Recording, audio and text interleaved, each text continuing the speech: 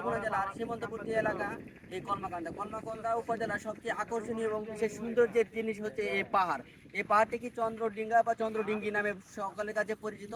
আমরা ময়মনসিংহের গৌরীপুর উপজেলা থেকে আজকে এসেছিলাম এই পাহাড় ঘোরাঘুরি করতে আমাদের বন্ধু বান্ধবদের। কিন্তু সবচেয়ে দুঃখের বিষয় হচ্ছে এবং কষ্টের বিষয় হচ্ছে এই পাহাড়ে নানান সমস্যাজনিত কারণে এখানে বর্ডার গার্ড বিজিবি যারা সীমান্তে পাহারারত অবস্থায় আছে তারা বিভিন্ন নানান কারণে এই দর্শনার্থীদেরকে ভিতরে প্রবেশ করার জন্য বিভিন্নভাবে বারণ করে। এবং যদিও দর্শনার্থীরা ভিতরে বা পাহাড় ঘুরতে যায় তাহলে 10 মিনিট থেকে 20 মিনিট সময় দেওয়া হয়।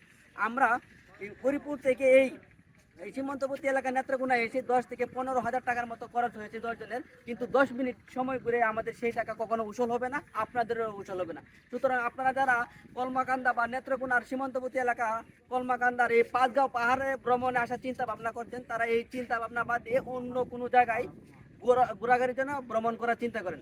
আর যদি এখানে আসেনি তাহলে আপনার টাকাটা চলে যাবে, আপনার ভ্রমণটা বিনাশ হয়ে যাবে।